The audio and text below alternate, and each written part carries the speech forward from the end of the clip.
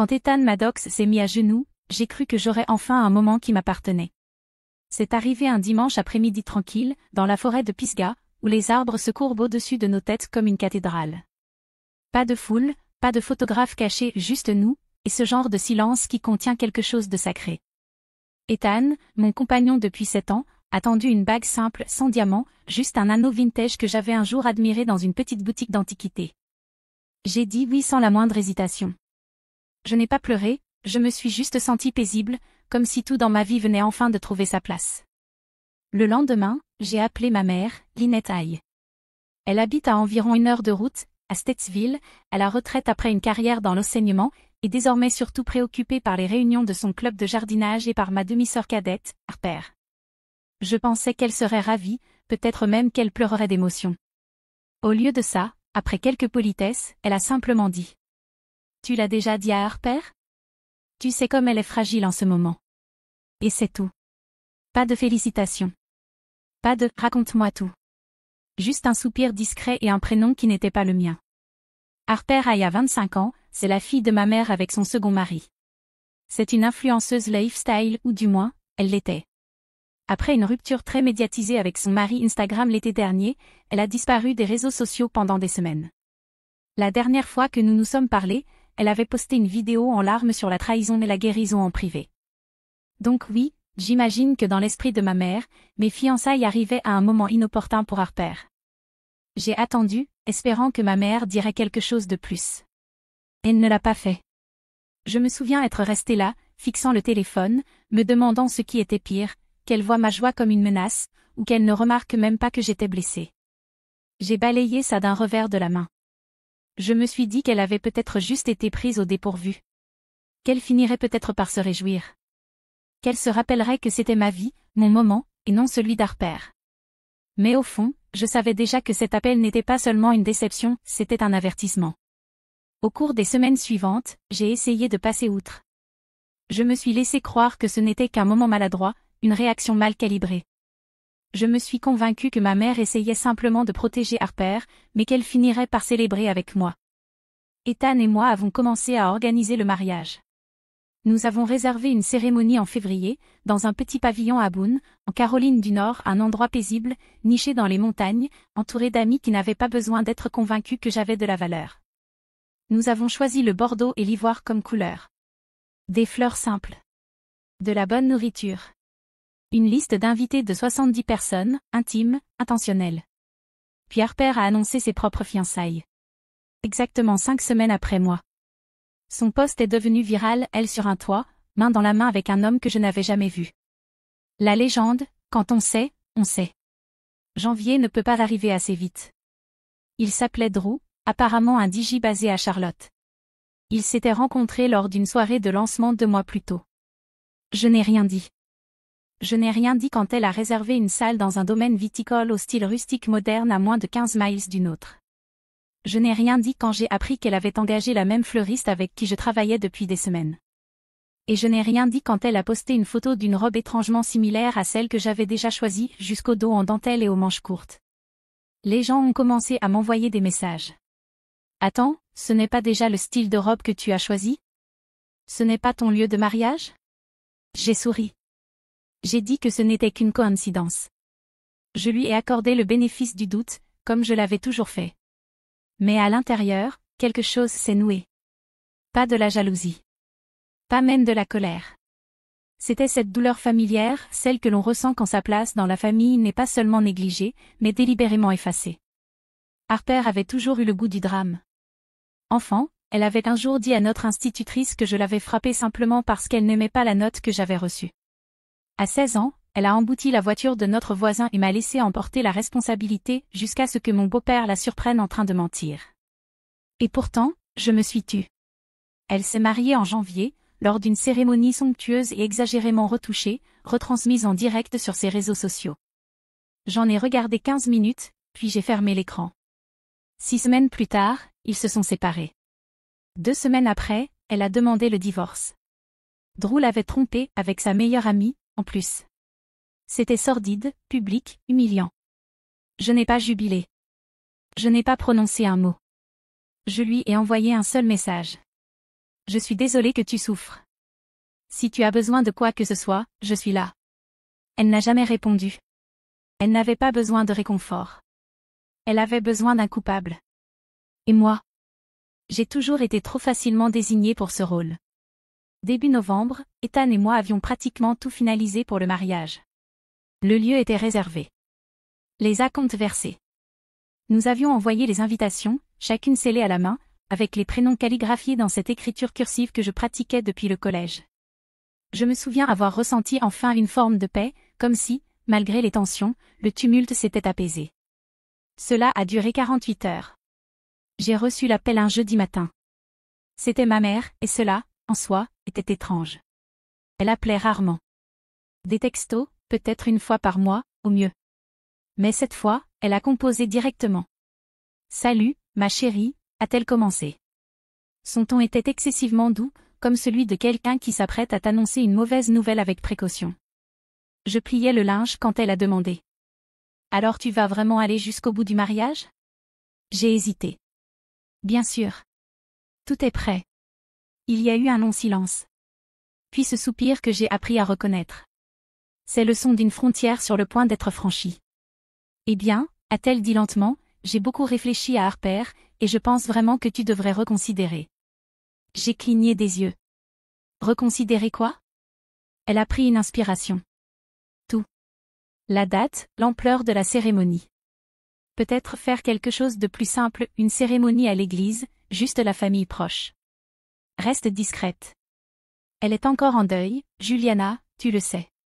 En deuil. Le mariage éclair de Harper avait pris fin à peine un peu plus d'un mois auparavant. Elle n'avait pas perdu un conjoint après 20 ans de vie commune. Elle s'était brûlée dans une relation qu'elle avait précipitée malgré tous les signaux d'alerte. Mais apparemment, ma mère la considérait désormais comme une veuve.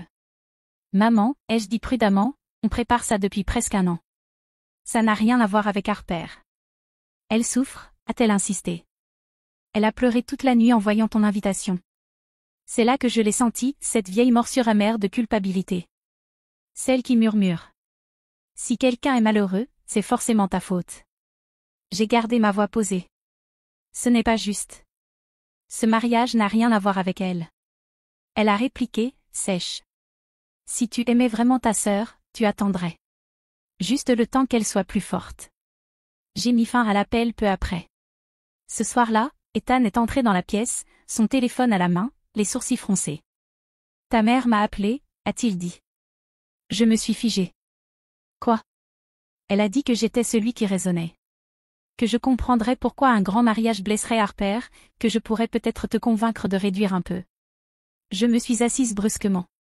Elle t'a appelé dans mon dos? Il a hoché la tête. Je lui ai dit non.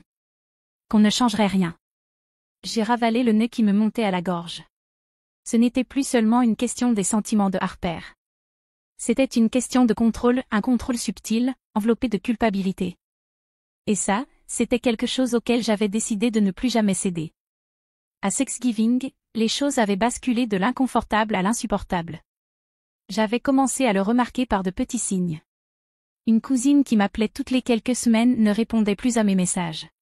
Ma tante Denise, d'habitude la première à demander des nouvelles des préparatifs, m'avait envoyé un message vague. Peut-être laisse un peu d'espace à Harper. Elle a traversé tellement de choses. C'était la phrase que tout le monde répétait. Elle a traversé tellement de choses. Comme si cela rendait, d'une manière ou d'une autre, mes fiançailles comme une attaque personnelle. Puis les chuchotements ont commencé. Ma cousine Megan, que Dieu la bénisse, avait discrètement continué à me tenir informée. Harper appelle les gens, m'a-t-elle dit à voix basse au téléphone. Elle raconte que tu as choisi la date de ton mariage juste pour lui enfoncer le couteau. Que tu essaies toujours de la surpasser. J'ai eu l'impression de recevoir un coup de poing. Je n'avais pas parlé à Harper depuis des semaines. Nous avions choisi notre date presque un an plus tôt, bien avant ses fiançailles impulsives, bien avant son divorce. Mais la logique ne comptait plus. Seule comptait la perception, et Harper me peignait en méchante. Quand j'en ai parlé à Ethan, il n'a même pas été surpris. Elle a besoin de quelqu'un à blâmer, a-t-il dit, et tu as toujours été la cible la plus facile. Le dîner de Thanksgiving avait lieu chez ma tante Tessa cette année-là. J'ai failli ne pas y aller, mais Ethan m'en a convaincu. Tu as parfaitement le droit d'y être, a-t-il dit. Alors j'y suis allée, retenant mon souffle pendant tout le trajet. L'atmosphère était plus tendue que d'habitude. Harper était déjà là quand nous sommes arrivés, assise dans le salon telle une princesse blessée. Elle portait du blanc de la tête aux pieds, ses cheveux parfaitement bouclés, son expression vide mais fragile, comme si elle pouvait se briser si quelqu'un parlait trop fort. Nous l'avons saluée poliment. Elle a hoché la tête sans dire grand-chose. J'ai essayé de me faire discrète, discutant tranquillement avec tante Tessa des fleurs, pivoine, renoncules, en me demandant si elle tiendrait en février. Et puis, c'est arrivé. Harper s'est soudain levée, secouant la tête alors que ses yeux se remplissaient de larmes. Je ne peux pas faire ça, a-t-elle chuchoté à voix haute. Je ne peux pas rester là pendant qu'elle parle de ce mariage comme si rien ne m'était arrivé. Tout le monde s'est tu. Ma mère s'est précipitée à ses côtés, l'enlaçant aussitôt. Harper a enfoui son visage dans ses mains, en sanglots. Elle a raison, a dit ma mère en me regardant droit dans les yeux. Tu es insensible, Juliana. Tu n'as aucune idée de ce que ça lui fait. Mes mains se sont crispées sur mes genoux. Je sentais les regards de tout le monde sur moi. J'avais envie de hurler. À la place, je me suis levée et j'ai dit calmement. Ce mariage n'a rien à voir avec Harper. Ça n'a jamais été le cas. Le visage de Harper s'est tordu. Tu as toujours cru que tu valais mieux que moi. J'ai regardé ma mère, attendant qu'elle intervienne. Elle ne l'a pas fait. Je suis partie tôt ce soir-là. Je n'ai pas dormi la nuit suivante. Je suis restée allongée, fixant le plafond, alors qu'Ethan respirait doucement à côté de moi. Mon corps était immobile, mais mon esprit n'arrêtait pas de tourner, chaque mot qu'Harper avait prononcé, chaque regard autour de cette table, et surtout, le silence de ma mère. Tout résonnait plus fort dans l'obscurité. Au matin, j'avais pris ma décision. Je me suis assise à la table de la cuisine, j'ai ouvert mon ordinateur portable et j'ai rédigé l'email. Ce n'était pas un message de colère, je n'en voyais pas l'intérêt. La colère leur donnerait simplement une arme contre moi. Non, je l'ai écrit comme j'écrirais un mémo au travail, calmement, clairement, avec des faits. Je l'ai adressé à ma mère et à Harper. Objet, concernant le mariage. Maman, Harper. Ces derniers mois, j'ai fait de mon mieux pour rester respectueuse malgré les limites qui ont été franchies. J'ai ignoré les remarques passives-agressives, toléré les déformations de la vérité et essayé de faire preuve de bienveillance. Mais les récents événements, y compris la confrontation publique à Thanksgiving et les tentatives répétées de me culpabiliser afin que j'annule mon mariage, m'ont clairement montré que votre présence à cet événement ne serait ni bienveillante ni paisible. Pour mon bien-être et ma tranquillité d'esprit, je retire officiellement vos invitations. Je vous souhaite à toutes les deux de trouver la guérison, mais je ne peux pas laisser ce schéma se répéter lors de l'un des jours les plus importants de ma vie. Juliana. Je l'ai relu 2 fois, puis j'ai cliqué sur « Envoyer ». Mes mains ont tremblé quelques secondes après, mais sous le tremblement, quelque chose d'autre montait, du soulagement. Vers midi, ma mère a répondu. Je n'aurais jamais cru que ma propre fille trahirait sa famille de cette façon. Tu as choisi un homme plutôt que ton sang. Si ton père était encore en vie, il aurait honte. Classique. Voilà, c'était dit, le souvenir de mon père transformé en arme, l'outil préféré de ma mère quand elle voulait frapper sans élever la voix. Je n'ai pas répondu. Quelques heures plus tard, l'email de Harper est arrivé, long, chaotique, plein de contradictions. Elle m'accusait d'être jalouse, prétendait que je l'avais toujours détestée, disait que je la punissais simplement pour avoir exprimé ses sentiments. Sa dernière phrase disait « Tu regretteras ça. Un jour, tu comprendras que tu as détruit cette famille. » Je suis restée longtemps à fixer cette phrase. C'est drôle, j'avais passé 30 ans à entendre qu'il fallait préserver la paix, sourire, être la personne la plus mature, encaisser les coups. Mais maintenant, pour la première fois, je n'encaissais rien du tout. Je me mettais hors de portée. Et le silence que j'ai reçu en retour n'était pas du vide, c'était de l'air. Un air propre, froid, honnête. Parfois, la paix ne vient pas de réparer le bruit. Elle vient de s'éloigner des personnes qui le créent. Ça s'est produit un soir tard, environ une semaine après l'envoi du mail de désinvitation. Ethan et moi étions blottis sur le canapé, à moitié absorbés par une émission de cuisine, à moitié en train de finaliser les paiements des prestataires. C'était la première soirée calme que nous avions depuis des semaines. Puis le téléphone d'Ethan a vibré. Il y a jeté un coup d'œil et s'est aussitôt raidi. « Qu'est-ce qu'il y a ?» ai-je demandé, déjà sur mes gardes face à la tempête qui approchait. Il m'a montré l'écran, un message de Harper. Salut, je sais que les choses sont bizarres en ce moment, mais j'ai vraiment besoin de parler à quelqu'un. J'ai l'impression que tu es le seul à vraiment me voir ces derniers temps. J'ai fixé ces mots, puis j'ai regardé Ethan. Elle ne t'a jamais même apprécié, ai-je dit lentement. Pourquoi te contacter maintenant? Il a hoché la tête. Moi non plus, je n'aime pas ça. Il y a quelque chose qui cloche. Nous avons convenu de ne pas répondre. Mais au cours des 3 jours suivants, elle a continué à envoyer des messages. Chacun plus intime, plus soigneusement manipulateur. Tu as toujours été gentil avec moi. Juliana ne comprend pas ce que j'ai traversé. Parfois, je me demande si les choses auraient été différentes si nous nous étions rencontrés en premier. Ethan n'a jamais répondu à aucun d'eux. Il m'a montré chaque message. Nous avons tout capturé en capture d'écran. Puis est venu le dernier. Je sais que c'est mal, mais je n'arrive pas à arrêter de penser à toi. Je crois qu'il y a quelque chose entre nous, Ethan. S'il te plaît, ne fais pas semblant que ce n'est pas le cas. J'ai senti une étrange immobilité m'envahir. Pas de la rage, juste une confirmation. Harper ne voulait pas seulement me faire passer pour la méchante. Elle voulait détruire tout ce qu'elle ne pouvait pas avoir pour elle-même. Ethan m'a regardé. Comment tu veux gérer ça? Il hocha la tête et fit exactement cela. Je n'envoyais pas de message à Harper. Je ne la confrontais pas. Il n'y avait plus rien à dire.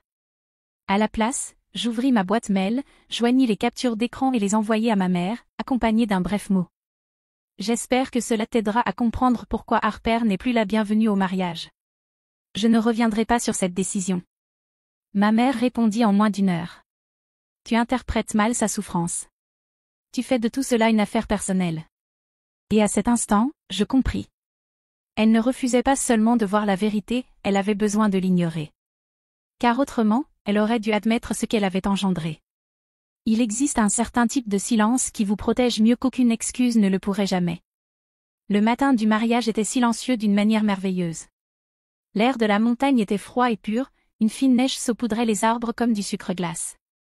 Le chalet embaumait le pain et le pain frais. Ma robe était suspendue près de la fenêtre, un doux ivoire baigné de lumière. Pour une fois, mes mains ne tremblaient pas.